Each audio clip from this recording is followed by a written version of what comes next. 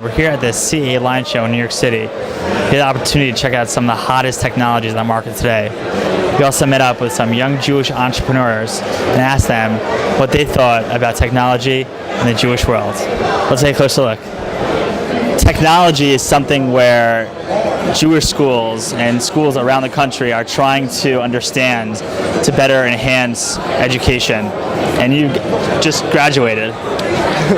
Tell us a little bit about how you got connected to the CEA Line Show and your interest in technology. Well, a fellow classmate of ours, Chaim Gardenberg, he runs a technology blog, Gen Upload, and it's basically all about the teenage experience of technology, how technology can help you entertainment with your schoolwork. So I contribute to it, and I know Noam is a frequent viewer, and he recruited us to help him out. And when you look at technology these days, there's so many options for, now smart boards have been introduced into classrooms. Where do you see technology going? Like, how has technology influenced the way that you learn? Well, our school recently, or our past school, just recently incorporated smart boards into many of the classrooms, and it really makes things more interactive, that the teacher is able to put up, let's say, a page that we're learning or something we're discussing, and everyone can contribute, everyone can draw on it, can put their thoughts, and it really helps everyone meld together and work together to come to a conclusion. Where do you see the future of Jewish education utilizing technology?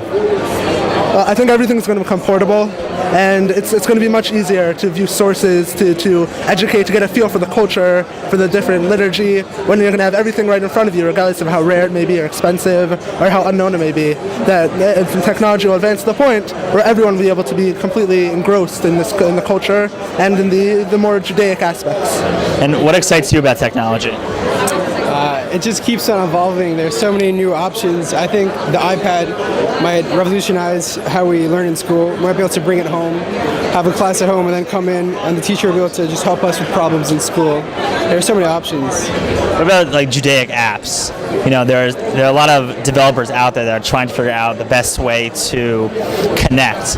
Would you spend $5 on a Judaic app? I have.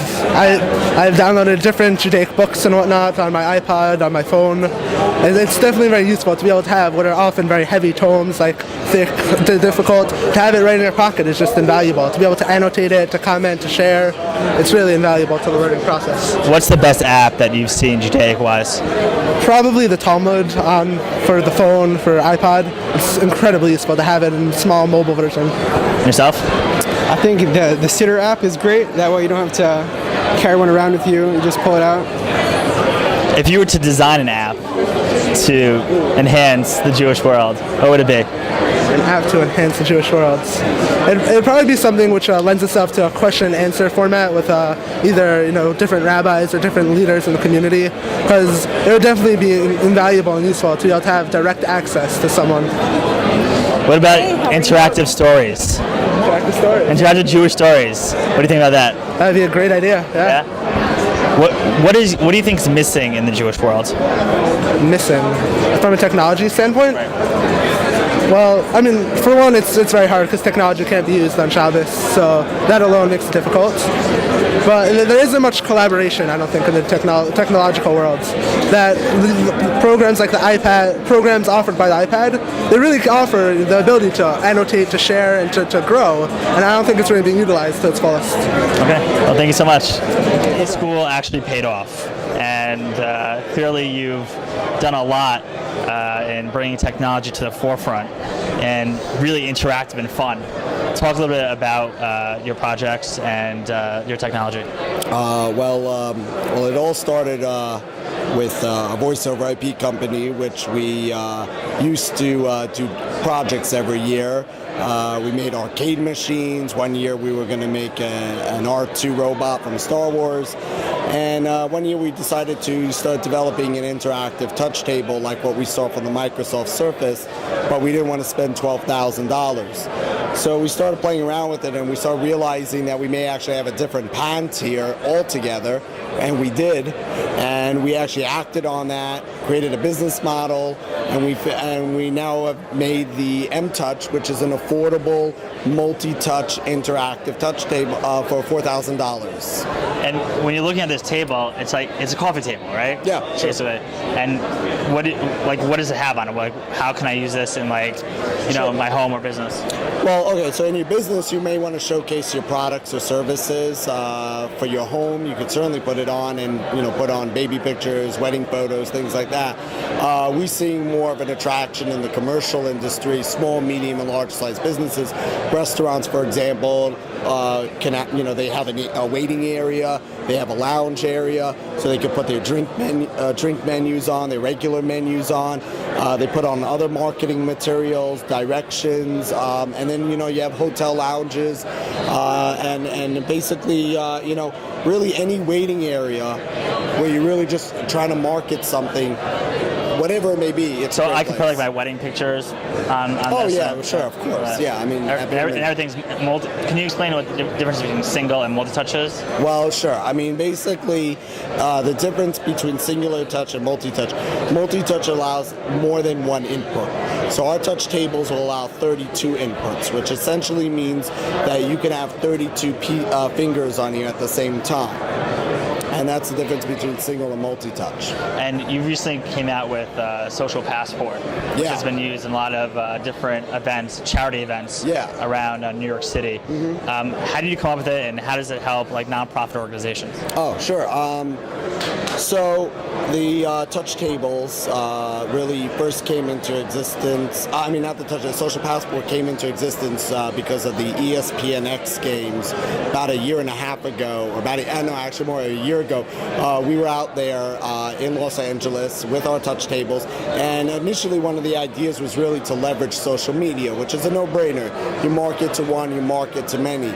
So you have 150,000 people coming to an event. If you could get them to like you on Facebook, that's 250 million people who view your message, whatever that might be. So the problem is that the touch table, like a smartphone and any other device, it has too much friction. In other words, it takes too long. And we told them it's not going to work. But out of that event, we realized there's obviously a need for it. And so we created the Social Passport that accommodates that need. And now, through Social Passport, you can instantly communicate a message in less than 3 seconds. The user can have anything from a smartphone, a regular flip phone, even a piece of paper. They wave their passport, and right away, 800 friends of theirs see your message. And that's great for fundraising, and it's great for anytime you're trying to reach out to masses. Yeah.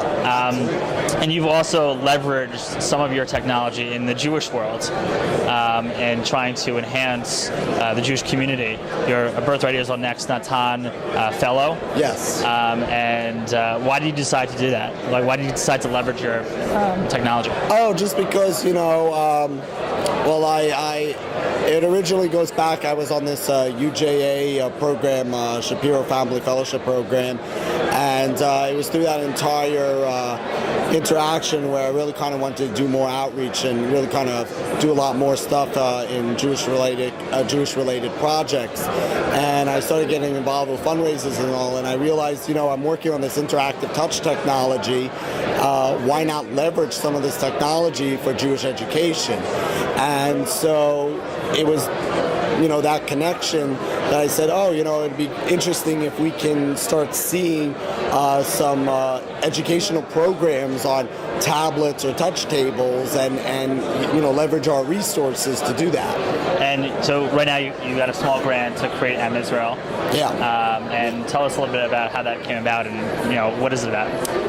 Well, M Israel is it's basically it's got an educational piece to it. It's got a tourist piece to it.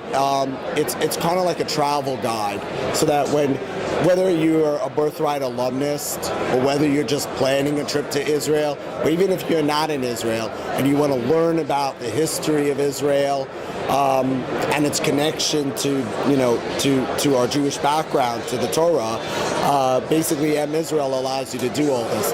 So it's like a travel guide. You can go through Israel, And through GPS, it'll actually pull up the historical sites that are near you, give you an entire timeline of that historical site, related scriptures in the Torah of that historical site, and also nearby places such as amusement parks, retail stores, bathrooms, travel, etc., videos, pictures, and also advisory items like take off your shoes, make sure you wear a yarmulke, things like that.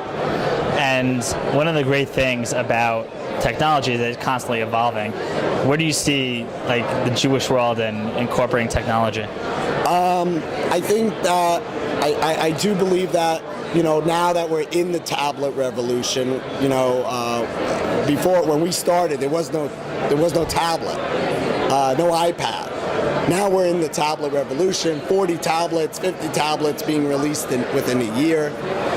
Prices are going down to sub 200, sub 100. And at that point, I see tablets making its way into the classroom more and more. It's becoming more cost effective. The problem is the software world is trying to catch up with the hardware now, and especially in the Jewish world. So in Jewish education, we're missing out on a lot of these Judaic applications that should be there on the App Store or on the Android Marketplace, because, you know, if we can bring that into the classroom, we'll be able to give children a more like enhanced experience and a more interactive educational experience. So can you take, like, let's say PJ Library has like tons of books for kids. Can you make that interactive? Sure, absolutely. Absolutely. I mean, these are some of the ideas that I'm working on and thinking of deploying. Yeah. Great. Well, good luck. Oh, thank you. As you can see, it was a fantastic event, and we learned a lot about new technologies and how our Jewish community can benefit from innovation. This is Aaron Herman. Thank you for watching.